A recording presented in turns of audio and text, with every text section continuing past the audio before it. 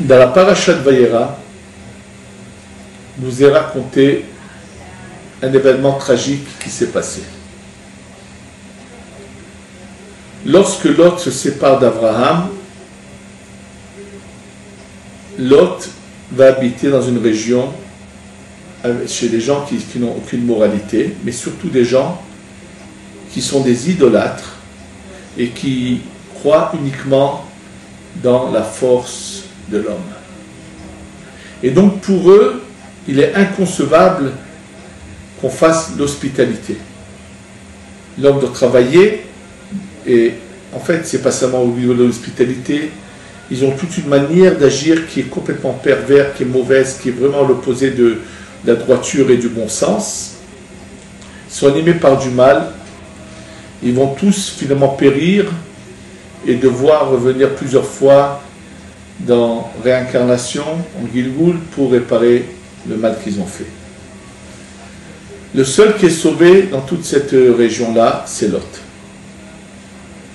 Lot, quand il est sauvé, sa femme, qui a le malheur de tourner la tête pour voir cette chute de feu qui descend du ciel, qui détruit cette région, qui est une région très fertile près de la mer Morte, qui était une mer pas aussi salée qu'aujourd'hui, une mer qui était active, était beaucoup plus grande, ou autour de laquelle habitaient des quantités de régions très, vraiment avec beaucoup de réussite, de bénédiction, de tout. Bref, en tous les cas, donc Lot va se retrouver veuf avec ses deux filles, et il préfère aller habiter dans la montagne, dans une grotte, parce qu'il a peur de se remettre dans une ville. Maintenant, ses filles, qui n'ont pas compris qu'en fait, c'est que cette région qui a été détruite, s'imaginent, elles sont jeunes, et elles pensent que le monde entier n'existe plus, qu'il n'y a plus personne sur la terre, il n'y a que elles et leur père. Donc, elles se disent, il faut bien que le monde continue.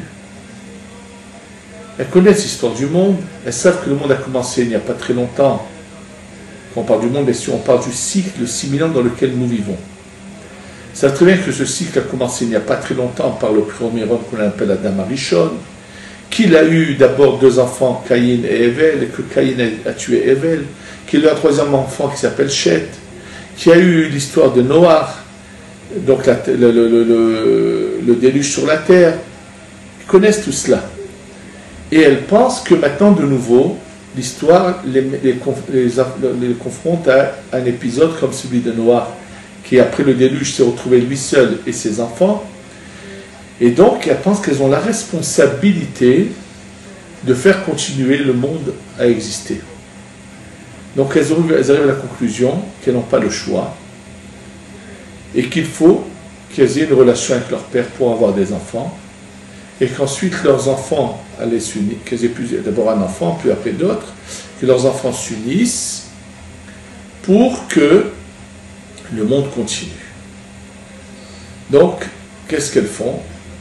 C'est un plan qu'elles mettent bien sûr, puisqu'elles ont commencé à continuer à planter. Elles vivent dans une région apparemment où elles ont tout, mais comme les gens de la région étaient partis, donc ils ont trouvé des champs cultivés, avec de tout, mais sans individus. Puisque toutes les villes ont été décimées, donc toutes les personnes qui habitaient dans ces villes-là ont été tuées, donc ils ont laissé des champs pleins. Et donc elles préparent du vin, et elles se mettent à faire boire leur père. Une fois, elles le font boire au-delà de la dose, et la grande sœur a une relation avec son père. Le lendemain, elles font la même chose, c'est la deuxième sœur. Et voilà qu'une fois qu'elles sont en grossesse, elles se rendent compte que non, il y a encore des gens sur Terre qui vivent. Elles voient un jour des gens passer, donc elles comprennent qu'elles se sont trompées, mais c'est trop tard. Finalement, elles vont donner naissance à des enfants, à des garçons. La grande va avoir un garçon qu'elle va appeler Amon, qui veut dire, qui fait une allusion Ben Ami, le fils de mon peuple, pour faire une allusion que ça mène de son père. Et la deuxième va appeler son fils Moab, qui est vraiment pour dire Me'av de mon père. Av c'est le père en hébreu, donc Me'av ça voudrait dire de mon père, elle a dit Moav. Et nous savons que de cette fille-là, donc de cet enfant-là Moav, va naître une peuplade qui va s'appeler les Moabim. Et une des descendantes de ces Moabites, ça va s'appeler Ruth la Moabite, qui va être l'aïeul du roi David, qui va finalement revenir au judaïsme, se convertir, et d'elle va naître le roi David, et du roi David va naître le Mashiach, le Messie, que nous attendons tout instant qui doit arriver, puisque ce sera la fin du cycle des 6000 ans. C'est ce qui s'est passé. Maintenant, je voudrais vous raconter, en rapport à cette histoire donc de ces deux filles de Lot, un événement incroyable qui s'est passé en Europe centrale lorsque le Rav Moshe Feinstein habitait. Rav Moshe Feinstein, qui était un des plus grands décisionnaires sur le plan halachique de la génération, qui a d'abord vécu en Russie, lui a eu la chance de pouvoir sortir de cet enfer du communisme.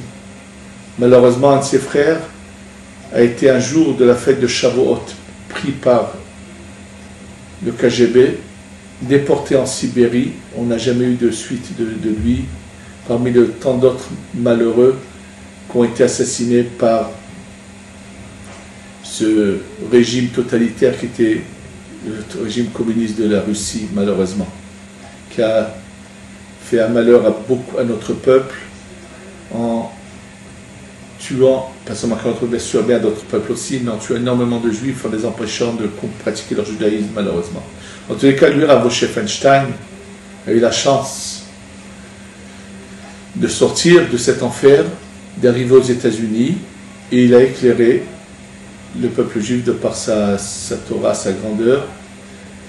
Et il est décédé il y a quelques années. J'ai eu la chance d'être à son enterrement qui a eu lieu à Jérusalem. Et il racontait une histoire qui s'était passée dans sa communauté, qui aujourd'hui a été écrite dans la préface de son dernier livre, Igrot Moshe, dans le dernier volume du Igrot Moshe. Cette histoire figure dans la préface du livre. Les gens qui ont entendu plusieurs fois cette histoire de la bouche de Rav Moshe Feinstein. En fait, Rav Moshe Feinstein, qui était Rav d'abord aussi dans une communauté, et la communauté dans laquelle il était le Rav était une communauté de gens très érudits.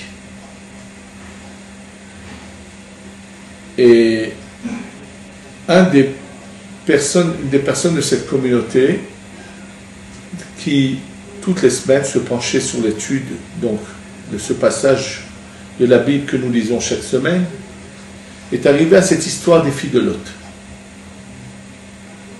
Et en arrivant à l'histoire des filles de Lot,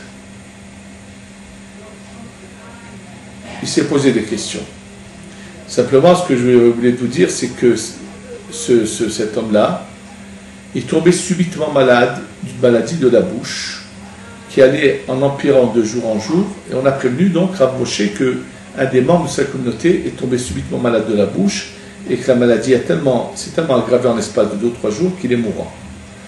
Rav Moshe se dépêche d'aller rendre visite à ce fidèle de sa communauté, et là Rav Moshe voit quelqu'un qui est mourant. Et quand Rav Moshe rentre, il demande que tout le monde sorte, il s'assoit sur son lit, et il dit au Rav, je vais te dire, il sait, lui, pourquoi ça lui est arrivé, cette maladie. Il explique que lorsqu'il étudiait le thème des filles de Lot, il a eu une question, c'était la suivante. Ok, les filles de Lot se sont trompées, ont commis une erreur, en pensant que le monde entier n'existait plus, et donc qu'il leur incombait à elles de continuer l'existence du monde, et c'est pour ça qu'elles ont eu une relation avec leur père. Mais une fois qu'elles ont découvert leur erreur, pourquoi elles ont fait savoir à tout le monde que ces enfants venaient de leur père? Pourquoi elles ne l'ont pas caché? C'est honteux qu'elles ont fait une erreur. Alors pourquoi ensuite l'afficher? leur donner des noms pour que tout le monde sache que ça vient de leur père. Mais la manière dont on peut poser des questions, mais on peut les poser avec du respect. Malheureusement, cet homme a posé ces questions avec une sorte de dégoût en ce qui concerne les filles de Lot. Il a dit, et en plus, d'elle va naître le roi David et le Mashiach, de filles aussi dégoûtantes, aussi immorales, aussi irrespectueuses. Il a des termes très virulents vis-à-vis de ces deux filles de Lot. Et là, le soir, en dormant, il rêve. Il voit deux femmes dans son rêve. Elles viennent avec le visage couvert. Et elles m'ont dit, elles sont les filles de Lot. Il a une question, elles vont y répondre. Elles m'ont dit, sache que lorsqu'elles se sont rendues compte de leur erreur, elles avaient devant elles deux choix, deux possibilités. Soit de camoufler et de raconter aux gens qu'elles sont tombées en grossesse de manière miraculeuse. Et elles auraient été crues. Étant donné qu'elles étaient de la famille d'Abraham, et Abraham était connu pour être celui qui pouvait faire tous les miracles possibles et imaginables sur terre, puisque dans un combat, il avait pris du sable qu'il a jeté sur ses ennemis, et c'est devenu des flèches qui ont tué ses ennemis, des choses que tout le monde savait. Donc, elle n'aurait eu aucune difficulté à raconter au monde entier que ses enfants sont venus miraculeusement, ou bien de dire la vérité. Simplement, elles se sont mises à réfléchir, à penser que si elles racontent qu'elles ont eu ces enfants de manière miraculeuse, il risque de se passer quelque chose, et qui d'ailleurs s'est passé dans l'histoire. C'est qu'on va faire une divinité de leurs enfants. Et la preuve qu'elles avaient raison, c'est que tout le monde sait que l'histoire de celle qui est appelée dans la chrétienté la Sainte Marie, qui n'est autre que malheureusement une ordure de notre peuple qui s'appelait Myriam, qui a trompé son mari avec un Romain, et qui a eu un enfant qui s'appelait Yisho, qui est appelé dans la chrétienté Jésus. Et malheureusement, pour camoufler sa honte et sa vulgarité et son adultère, a voulu faire croire qu'elle a eu un enfant de manière miraculeuse. Et on sait qu'il en a profité pour se faire passer pour une divinité et qu'il a trompé le monde entier. Donc elles avaient raison d'avoir cette crainte. Et c'est pour cela qu'elles ont préféré faire ce choix de subir la honte, mais de publier à tout le monde que ces enfants viennent de leur père et qu'on n'en fasse pas une divinité. Et Dieu a beaucoup apprécié cela d'ailleurs. Et donc ils ont continué à dire dans le rêve à cet homme-là, voilà la réponse à sa question. Mais lui, parce qu'il a mal parlé vis-à-vis d'elle et qu'il les a aussi tant déblatérés, il va être puni et c'est pour ça qu'il va mourir d'une maladie de la bouche. Cet homme a fini de raconter cela, effectivement s'est recouché et est mort aux yeux de Rav Moshe Feinstein. Ce qu'il faut retenir de cela, c'est qu'on peut se poser des questions, on peut essayer de comprendre, mais ne jamais ni être virulent, ni vulgaire vis-à-vis de la Torah, vis-à-vis de Dieu, vis-à-vis de quoi que ce soit. On doit savoir que les gens qui parlent mal, c'est souvent, cherchent d'une certaine manière à trouver quelque chose dans la Torah qui leur déplaise, de manière à pouvoir s'acquitter des fois de certaines obligations. La Torah est de Dieu, est divine, on doit la suivre, et toutes les questions ont des réponses. Que Dieu nous éclaire et nous guide dans la bonne voie, que nous ne fassions jamais d'erreur. Amen. Ken Yehi Ratzon.